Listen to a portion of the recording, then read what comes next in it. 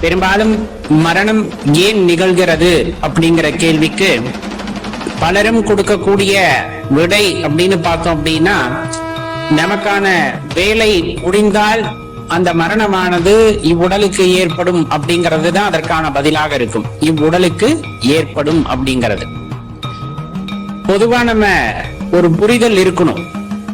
இந்த பிறப்பு நாம் கேட்டு கொடுக்கப்பட்டதா அப்படிங்கிற ஒரு கேள்வி, இந்த இறப்பு அப்படிங்கிறது நாம் தீர்மானிப்பதா அப்படிங்கிற ஒரு பெரிய கேள்வி. இந்த ரெண்டுக்குமான விடை ரொம்ப சூக்ஷ்மமானது. இது தெளிவாக புரிந்து கொண்டால் அந்த ஞானம் அப்படிங்கிற ஒரு விஷயத்தை நோக்கி நம்ம பயணிக்க ஆரம்பிப்போம். பொதுவாவே தெரிஞ்சுக்குங்க, இறைவன் ஒரு படைப்பை கொடுத்திருக்கிறார். அதாவது ஒரு வாழ்க்கையை நமக்கு இந்த மனித பிறவியாக கொடுத்திருக்கிறார் அப்படின்னா அதே பெரிய வரம். எல்லா உயிருக்கும் அது கிடைக்கவில்லை. ஏன்னா சிந்திக்கக்கூடிய, ஒரு உள்ளார்ந்து உணரக்கூடிய, எல்லா விதமான ஆற்றல்களையும் உள்ளடக்கிய ஒரு உடலை கொடுத்து அந்த உடலுக்குள் இந்த உயிரை பொறுத்து இங்கு அனுப்பி இருக்கிறார் அப்படின்னா அதை நாம் எவ்வாறு கையாள வேண்டும் என்பதும் கூட ஒரு திறமைதான். அந்த திறமை அனைவருக்கும் கிடைக்கின்றதா அப்படின்னா கண்டிப்பா கிடையாது. வாழ்க்கையை வீணாக்கி கொண்டிருப்பவர்களையும் நாம் பார்த்து கொண்டுதான் இருக்கின்றோம். அப்ப இத எப்படியெல்லாம் தனக்கு சாதகமாக அல்லது இறைவன் கொடுத்த இந்த வாய்ப்பை எப்படியெல்லாம் பயன்படுத்துகிறார்கள் அப்படின்னு பார்த்தா, அந்த மூச்சு காற்று அப்படின்னு சொல்லக்கூடியது, பிராணன் அப்படின்னு சொல்லுவாங்க இல்லையா, அதனுடைய ஓட்டத்தை கண்காணித்து அதன் மூலமாக யோக பயிற்சி செய்து யோகத்திலே இந்த உடல் அழியாமல் செய்கின்ற வித்தையையும் சில பேர் செய்வார்கள். இந்த உடலிலிருந்து நீங்கி இந்த பிரபஞ்சத்துடன் கலக்கக்கூடிய ஆற்றலையும் சில பேர் பெறுகிறார்கள். இந்த உடலுக்குள்ளே இருந்து பக்தி மார்க்கத்திலே இறைவனை புகழ்ந்து பாடி அவரையே எண்ணி அனுபவித்து வாழ்கின்ற ஆத்மாக்களும் நிறைய பேர் இருக்கிறார்கள். எல்லாமே சிவபெருமான் தான் என்று உணர்ந்து கொண்டு செய்கின்ற எல்லா விஷயமும் இறைவனால் நிகழ்பவையே அப்படின்னு எல்லாத்தையுமே இறைவன் பாதத்துல கொடுத்துட்டு தன் வாழ்க்கையை அப்படியே ஒரு பயணியாக கவனித்து வாழ்பவர்கள் ஒரு சிலர் இருப்பார்கள். சில பேர் இந்த உடல் கிடைத்ததே பெரிது, இதிலே இறைவன் எனக்கு கொடுத்த வாய்ப்பாம் எல்லா விதமான ஆலயங்களையும் புதுப்பிப்பது அப்படின்ட்டு சில பேர் வாழ்க்கை தொடர்வார்கள். சில பேர் அந்த பக்தி மார்க்கத்தில் இருந்து கொண்டு இறைவனை எண்ணி எண்ணி உருகி கொண்டிருப்பார்கள். இதுல நம்ம எந்த வகையில் இருக்கின்றோம் அப்படின்னு யோசிச்சு பாருங்க. இதையும் தாண்டி பல பேர் பயனுள்ளதாக தனது வாழ்க்கையை பயன்படுத்திக் கொள்கிறார்கள். ஏன்னா கொடுக்கப்பட்ட வாழ்க்கை அப்படிங்கிறது உண்மை. நம்ம கண்ணை முழிச்சு பாக்குறோம், இந்த இடத்துல ஒரு வெளிச்சம் தெரியுது அப்படின்னும் போது நாம் வாழ்ந்து கொண்டிருக்கிறோம் என்பது உண்மை. இதுல மாற்று கருத்து இல்லை. முற்பிறவி இருந்ததா, இனிமேல் ஒரு பிறவி இருக்க போகிறதா, இது எல்லாமே நமக்கு கண்டிப்பா தெரியாது. நாம் செய்த கர்ம வினைகளாக இருக்கலாம், நாம் பெற்ற கர்ம வினைகளாக இருக்கலாம். இதன் காரணமாக இன்னொரு பிறவி வரலாம், வராமல் போகலாம். முன்னொரு பிறவி இருந்திருக்கலாம், இல்லாமல் போகலாம். எல்லாம் இறைவனுக்கே சமர்ப்பணம். ஆனா ஒரு விஷயத்தை தெளிவா தெரிஞ்சுக்கணும், இருக்கின்ற பிறவி உண்மை, இப்ப வாழ்கின்ற பிறவி உண்மை. இதிலே மகிழ்ச்சியாக வாழ வேண்டும், பிறரை மகிழ்வித்து வாழ வேண்டும். இது ரொம்ப முக்கியமான விஷயம். ஏன் சொல்றோம் அப்படின்னா, நம் ஆத்மாவிற்கு ஒரு ஆனந்த அனுபவம் கிடைக்கிறது என்றால் அந்த ஆனந்த அனுபவம் பிறருக்கும் கிடைக்க வேண்டும் என்று நினைப்பதே இன்றைய காலகட்டத்துல ரொம்ப பெரிய விஷயம். அவ்வாறு அவர்களுக்கு கிடைப்பதற்கான வழிவகைகளை காட்டுகின்றோம் என்றாலும் அது அதனினும் சிறப்பாகவே கருதப்படும் அப்படின்னா அதுல எந்த சந்தேகமும் நீங்கள் கொள்ள வேண்டாம். அப்ப நம்ம பிறருக்கு வழிகாட்டுதல் அப்படிங்கிறது ரொம்ப அவசியம்.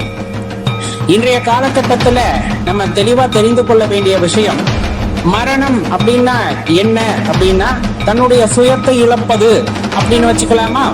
தான் யார் என்பதை மறந்து கிடத்தல். அப்ப தினம் தினம் நாம் ஒரு மரணத்தை எதிர்கொள்கின்றோம். தினமும் தூங்கி எந்திரிக்கிறப்ப பாத்தீங்க அப்படின்னா அது ஒரு தற்காலிக மரணத்தை நாம் எதிர்கொள்கின்றோம். எதற்காக இந்த மரணத்தை இறைவன் கொடுக்கின்றார்? மரணத்தை பழகிக்கொள் என்பதற்காக. தினமும் தூங்குவதற்காக யாரேனும் பயப்படுவோமா அப்படின்னு கேட்டா கண்டிப்பா கிடையாது. நல்லதுதானே, கொஞ்ச நேரம் தூங்கி எந்திரிக்கிறோம்னு நாம கேட்டு போய் தூங்கி எந்திரிச்சு வருவோம். ஆனா நிரந்தர உறக்கம்னு ஒண்ணு வரும் இல்லையா, அதை பார்த்தா பயப்படாதவங்க யாருமே இருக்க மாட்டாங்க.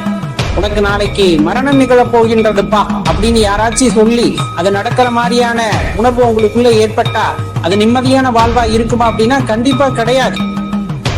இப்ப எப்படி நீங்க உறக்கத்தை எதிர்கொண்டீர்களோ அதே போல இந்த மரணத்தையும் எதிர்கொண்டுதான் ஆக வேண்டும். அதுல மாற்று கருத்தே இல்லை. ஏன்னா ஒருவர் பிறந்து விட்டார் எனில் அவர் இறப்பது அப்படிங்கிறது இயற்கையின் நியதி. இறைவன் படைத்த படைப்பும் அவ்வாறே. நமக்கு ஒரு உடலை திடகாத்திரமான உடலை கொடுத்திருக்கார்.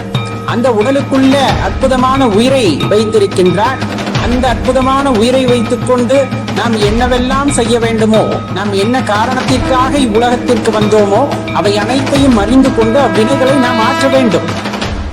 இறைவனின் திருக்கூத்தை காண்பதற்கு முயற்சி செய்தல் வேண்டும். தாம் யார் என்பதை உணர்ந்து கொள்வதற்கான அந்த ஒரு முனைப்பில் ஈடுபட வேண்டும். இவை யாவும் செய்ய வேண்டும். இதையாவும் செய்யாமல் புறப்பொருட்களை சேர்ப்பதும் புறப்பொருட்களிலே மூழ்கி கிடைப்பதும் அந்த காமத்திலே தொலைத்திருப்பதும் இது எல்லாமே எங்க கொண்டு போய் சேர்க்கிறோம் அப்படின்னா கீழான பிறவியை நோக்கி சேர்த்துவிடும். எதற்காக வந்தாயோ அவ்வேலையை விட்டு தேவையில்லாத வேலைகளை எல்லாம் செய்து அதனால் மீண்டும் மீண்டும் பிறவி எடுக்கின்ற அந்த அற்பமான சூழ்நிலைக்கு நாம் தள்ளப்படுவோம். அப்படிங்கிறத தெரிந்து கொண்டால் நாம் அந்த மாதிரி விஷயங்களில் ஈடுபடுவோமா அப்படின்னு கேட்டா கண்டிப்பா ஈடுபட மாட்டோம். எப்ப இந்த ஞானம் நமக்கு கிடைக்கும், எப்ப இந்த தெளிவு நமக்கு கிடைக்கும் என்பதை யோசித்து பாருங்களேன். யாரேனும் ஒருவர் அனுபவசாலியாக இருந்து நமக்கு எடுத்துரைக்கும் பொழுது கண்டிப்பா ஒரு சில விஷயத்தை புரிந்து கொள்வோம்.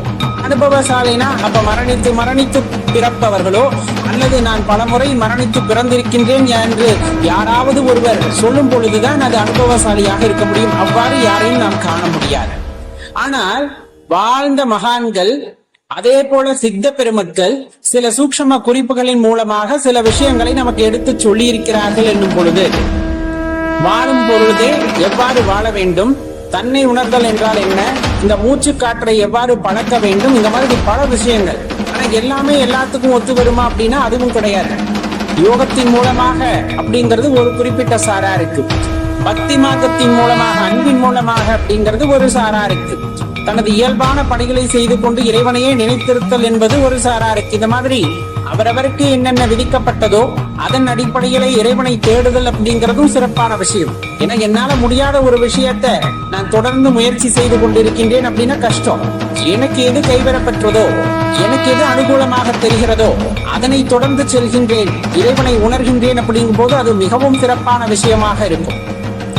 அப்ப நம்ம செய்கின்ற முயற்சி அப்படிங்கிறது மரணத்திற்கு முன்னே மரணத்தை எதிர்கொள்கின்ற ஆற்றலை கொடுக்க வேண்டும். அதுதான் ஞானம் அப்படின்னு சொல்லக்கூடியது.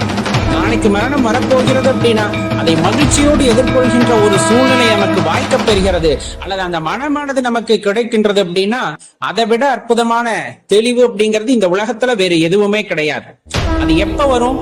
பிறப்பும் இறப்பும் இயற்கை, இது யாராலும் தவிர்க்க முடியாது.